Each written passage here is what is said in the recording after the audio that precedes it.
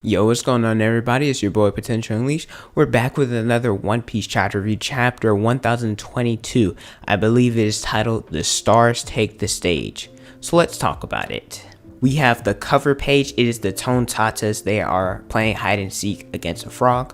But into the actual chapter, it is confirmed. We get a little bit of recap. They talking about how the Alliance, they only had around 5,000 members, and the Beast Pirates, they had about 30,000. And with Atomic Strategy, they changed sides. And it's official. The Tobiropo are indeed done. So page 1, OT, Black Maria, Sakasi, and Who's Who, they're all done. I don't know what Usopp's going to do. Probably not going to do anything for the rest of the arc. The only main people are the All-Stars, Kaido and Big Mom, and I guess Hawkins.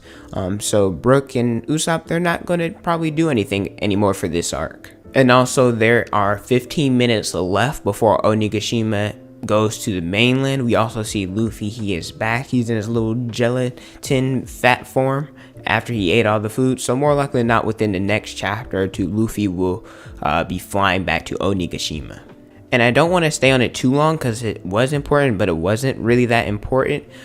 We have Raizo versus Fukurokujo. If you guys don't know who Fukurokujo is, he's kind of like Orochi's right-hand man. And basically, Raizo's like, hey, why do you have your allegiance towards him? And Fukurokujo, he's like, well, I have my allegiance to anybody who is the next or who is the shogun. And so Fukurokujo, he basically says, you guys are chasing after ghosts and you guys should really focus on the shogun at hand, where Raizo talks about, hey, the next shogun who will lead the world to the dawn is Momonosuke. So they say after this raid, Momonosuke will be the shogun of Wano.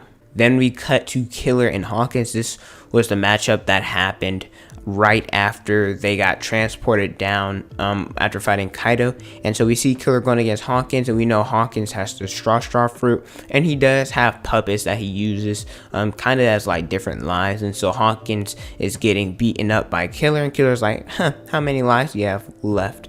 And Hawkins, he's losing, but however, he's kind of winning at the same time, because the person or the main person that is one of his straw dolls is Kid. So anytime Killer attacks Hawkins, then Kid is affected by it. We know Kid is fighting Big Mom with Law, so he needs to be at his peak and needs to be at full strength. And so Killer's in a bind. Does he get beaten for his captain's sake, or does he go and take out Killer? Does he go and take out Hawkins? Now, realistically, Killer should just let Hawkins beat him, because, well, Big Mom's more of a threat than Hawkins. We have a lot of other pirates here who could actually do something. Then we cut to the Skull Dome floor. This is probably my favorite part of the chapter. We have Marco and Sanji. They're laying on the ground. Marco, the reason why he's so exhausted, because he was fighting against King and Queen by himself for a long time. We also have Sanji. He has not used his raid suit yet, but he's on the floor.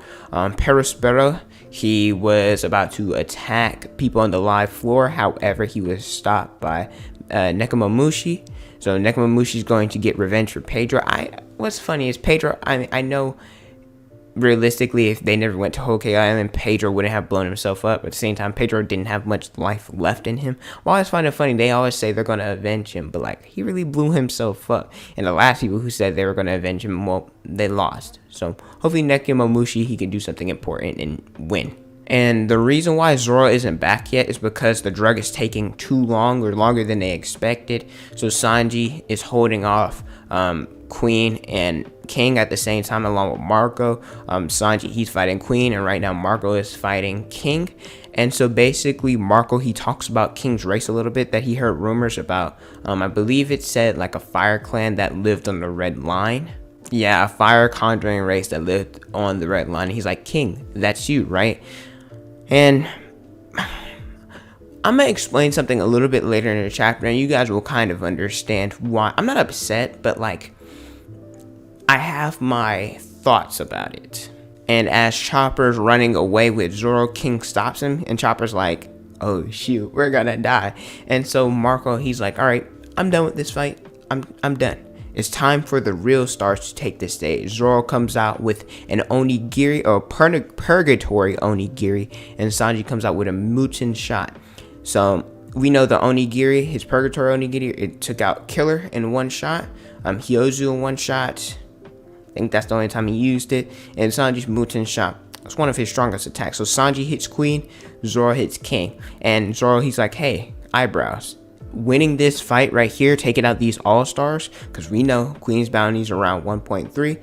More likely than not, King is higher than that. He's like, if we take them out, I know Luffy becoming the king of pirates is within sight. And I'm going to show you guys the panel. I usually don't like doing it whenever it's the scans, but the shot with Zoro and Sanji in colored form, it looks amazing. We expected Zoro to do one of two things, either fight King or fight Kaido.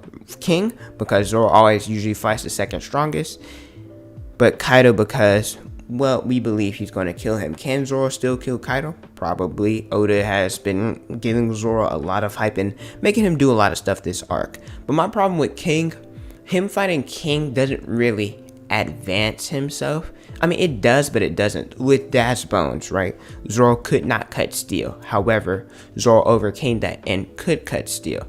Against I believe, in Skypiea, he learned or was able to master a slashing flying attack with his Phoenix, you know, the 108-pound Phoenix.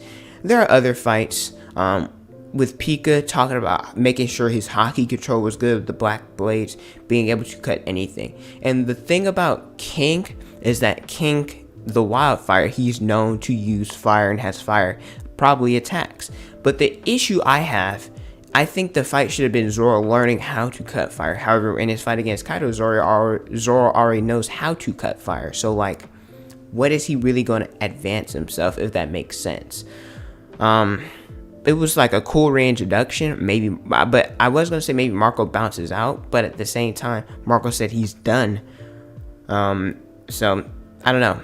I don't have, like I said, I don't have a problem with King. I think if Zoro, well, when he does beat King, I thought this beforehand, that he was stronger than, and he would beat Katakuri, and that he would beat King. But I think it's official. When Zoro beats King, he will be on the high first commander level, low top tier, equal to Luffy. Can't change my mind. But with this happening, who's fighting Kaido? I think it's going to be Yamato and Luffy versus Kaido, and Luffy will end up doing most of the damage. Momonosuke doesn't have haki, so he shouldn't be able to scar Kaido even if he turns into an adult. Sanji's beating Queen. I believe Inuyasha, he's fighting Jack, so he's probably going to beat Jack. But yeah, it was a good chapter. Zoro fighting King, like I said, we all expected it. I'm not surprised by it. I don't know if Zoro will finish off Kaido. Like I said, in order for his name to become a legend, and if he's, you know, we know Oda likes his parallels, he could kill Kaido, the dragon, over the capital, due to finishing blow. We also know, and I'm a little bit disappointed with Killer though, because we really know Killer was on the rooftop as well. He is Kid's vice captain, portrayed similar to Zoro, the vice captain. You know, the only other supernova that wasn't a captain aside from Zoro to get a bounty over 100 million. But like, Killer's fighting Hawkins, and you know, Zoro one-shotted him. Well, Zoro, he didn't one-shot him, but he defeated Hawkins fairly easy when they just met Otama. And so, like, for Zoro to take on someone like King and Killer to take on someone like Hawkins, I'm like, But yeah, let me know your guys' thoughts about the chapter. It was a good chapter. The Fukurokujo stuff, I don't really care about. But Zoro and Sanji, I like that. And what else happened? The Killer stuff and the Kid and Law stuff, I'm really excited. Next chapter, I don't know if it's going to be... We don't have a break for another 2 weeks, so I'm pretty happy about that. I don't know if it'll be Sanji and Zoro taking on Queen and King next chapter, or if we get more Hawkins stuff, if we'll get other Straw Hats, if we'll get Law, Big Mom, all of them, or Luffy against Kaido. I don't know. But usually how it works is Sanji always defeats, in the Monster Trio order, Luffy goes last when he defeats the opponent, Zoro goes second to last, and Sanji goes third. So more likely than not, Sanji's defeating Queen first, then Zoro, and then Luffy fighting Kaido. Let me know your guys' thoughts about this in the comments below. Thank you guys so much for watching. Don't forget to like, comment, and subscribe. Also hit the notification bell so you guys never miss out a new video. Follow me on Instagram, Twitter, Snapchat. It's on the screen in the description below. Thank you guys so much for watching, and don't forget to unleash your potential.